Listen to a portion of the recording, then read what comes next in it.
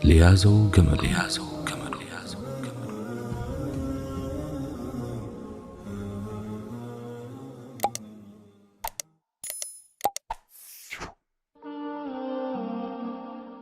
الحمد لله والصلاة والسلام على رسول الله وعلى آله وصحبه ومن والاه. السلام عليكم ورحمة الله تعالى وبركاته. ወንድሜ ሆይ ምንም ቢደርስብህ ታገስ። እርግጠኛ ሁን፣ በትዕግስት ምንም የምታጣው ነገር የለም። እንዲያውም ትዕግስቱን ከቻልክበት ካሰብከው ትደርሳለህ፣ ያለምከውን ታሳካለህ። ድል ትፈልጋለህ? እንግዲያውስ ታገስ። እወቅ፣ ድል ከትዕግስት ጋር ነው ብለውሃል ነቢዩ ዓለይሂ ሰላቱ ወሰላም። እርዳታ ትፈልጋለህ? እንግዲያውስ ታገስና ወደ ጌታህ ተመለስ። በትዕግስትና በሰላት ታገዙ እያለ ነው አላህ ሱብሓነሁ ወተዓላ። ወስተዒኑ ቢሰብሪ ወሰላህ። ካለህበት ጭንቅ መውጣት ትፈልጋለህ? እንግዲያውስ ታገስ። ይበልጥ በተጨነቅ ቁጥር፣ ይበልጥ ፍጡርን እየተውክ፣ ይበልጥ በጌታህ ላይ ተስፋህን እየጣልክ ትመጣለህ። ያኔ እፎይታን ታገኛለህ። እፎይታ ወይም ግልግል ከጭንቅ ጋር ነው ይላሉ መልእክተኛው ዓለይሂ ሰላቱ ወሰላም። ታገስ። በትዕግስት የጠላት ውስብስብ ሴራዎች ይበጣጠሳሉ። ታገስ። በትዕግስት እብሪተኛ አምባገነኖች ይፈራርሳሉ። ታገስ። በትዕግስት ደካሞች ድሎትን ይጎናጸፋሉ። ዝም ብለን ልንቀመጥ ነው ወይ አትበለኝ ወንድሜ ሆይ። ለመሆኑ የሰብር ትርጉሙ ዝም ብሎ መቀመጥ የሆነው ከመቼ ጀምሮ ነው? በየትኛውስ መዝገበ ቃላት ላይ ነው እንዲህ አይነት ፍቺ የሚገኘው? እኛ እኮ በፈተና የመጀመሪያዎች አይደለንም። ቀደምቶች በዲናቸው ሳቢያ በመጋዝ ለሁለት ተሰንጥቀዋል።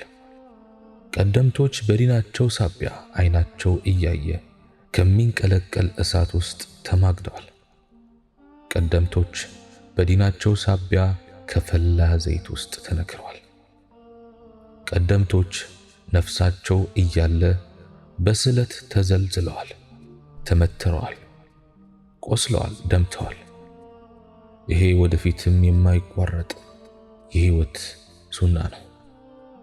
አላህ ሱብሓነሁ ወተዓላ እንዲህ ይላል፣ በገንዘቦቻችሁና በነፍሶቻችሁ በርግጥ ትፈተናላችሁ። ከነዚያም ከናንተ በፊት መጽሐፍን ከተሰጡና ከነዚያ ከሚያጋሩትም ብዙውን ማሰቃየት ትሰማላችሁ። አዎ የሚደርስብን የደረሰባቸው ነው። ካለንበት ለመውጣት የታዘዝንበት ብልሃትም የታዘዙበት ነው። ብትታገሱና ብትጠነቀቁ ይህ ከጥብቅ ነገሮች ነው ብሎናል። ሱረቱ አሊ ዕምራን አንቀጽ 186። ፈተናው ሊከብድ፣ ስቃዩ ሊጨምር ይችላል። ግና መለኮታዊ አዋጁን እንስማ። በእውነቱ የነዚያ ከበፊታችሁ ያለፉት ምእመናን መከራ ቢጤ ሳይመጣችሁ ጀነትን ልትገቡ ታስባላችሁን? መልእክተኛውንና እነዚያ ከእርሱ ጋር ያመኑት የአላህ እርዳታ መቼ ነው እስከሚሉ ድረስ መከራና ጉዳት ነካቻቸው። ተርበደበዱም። ንቁ፣ የአላህ እርዳታ በርግጥ ቅርብ ነው ተባሉ። ሱረቱል በቀራ አንቀጽ 214። አዎ የአላህ እርዳታ ቅርብ ነው፣ ግና የአላህን ትዕዛዝ ማክበር ይጠይቃል። ፈረጃውን ለማፋጠን ድሉን ለማቅረብ የሻ የአላህን ሕግጋት ይጠብቅ። ጌታችን አላህን ብትረዱ ይረዳችኋል ይላል። ዲኑን መርዳት ትዕዛዙን በመጠበቅ ክልከላውን በመራቅ ሸሪዓውን በማይጥስ መልኩ ለዲናችን ዋጋን በመክፈል ይገለጻል። ለውጥ ከፈለግን ራሳችንን እንለውጥ። በእርግጥም አላህ በህዝቦች ዘንድ ያለውን ገጽታ በነፍሶቻቸው ያለውን ሁኔታ እስከሚቀይሩ ድረስ አይለውጥም። ብሏል አላህ ስብሓንሁ ወተዓላ በሱረቱ ራዕድ አንቀጽ 11። እስከ መቼ አትበለኝ፣ የአላህ ውሳኔ እስከሚመጣ ድረስ እልሃለሁ። ለመሆኑ ሙሳ ዓለይሂ ሰላም እስከ መቼ ነው ፊርዓውንን የታገሱት? ነቢዩ መሐመድ ዓለይሂ ሰላቱ ወሰላም እስከ መቼ ነው ደናቁራን አጋሪዎችን የታገሱት? ረጋ ብለህ አስተውል።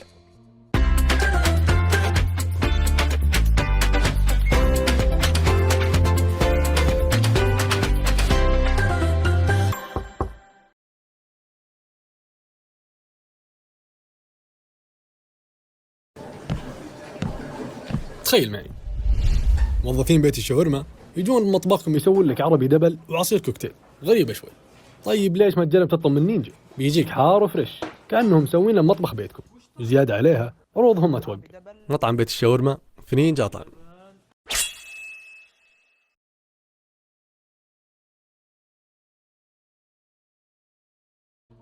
ያኔው ምክንያት የዛሬው ምክንያት ነው። ያኔው ሰቀቀን ከዛሬ እጥፍ ድርብ የከፋ ሰቀቀን ነው። ያኔው መፍትሄ የዛሬ መፍትሄ ነው።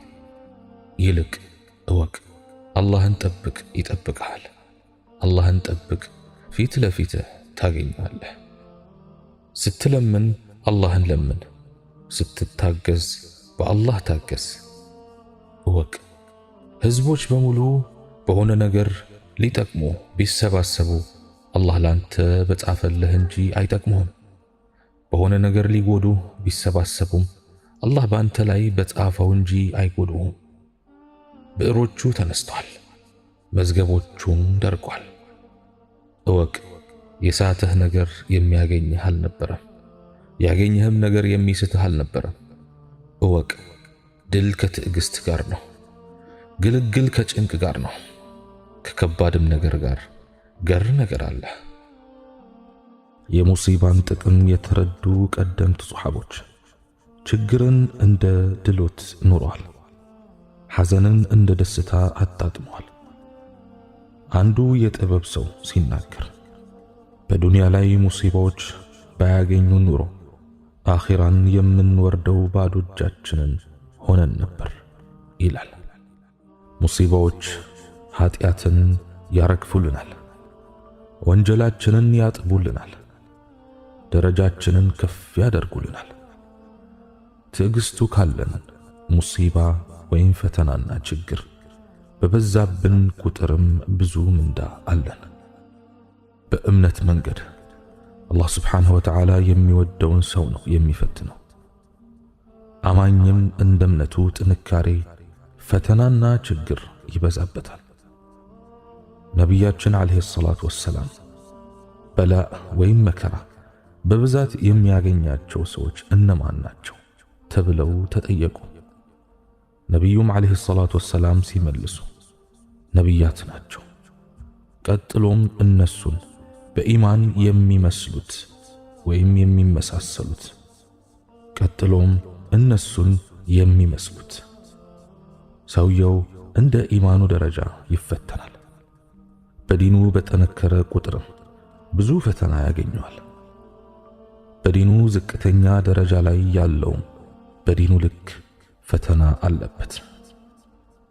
ችግርና መከራ ባንድ የአላህ ስብሓንሁ ወተዓላ ባሪያ ላይ መውረዱን አያቁምም። ያ የአላህ ባሪያ ካሳለፈው ኃጢአት ነፃ ሆኖ በምድር ላይ እስኪሄድ ድረስ ብለዋል ነቢያችን ዓለይሂ ሰላቱ ወሰላም። ሙሲባዎች ሌላም ልብ ያላልናቸውን ጥቅሞች ይዘዋል። ለሙሲባ በምንሰጠው የምላሽ አይነትም የኢማናችንን ልክና ማንነታችንን እናውቃለን።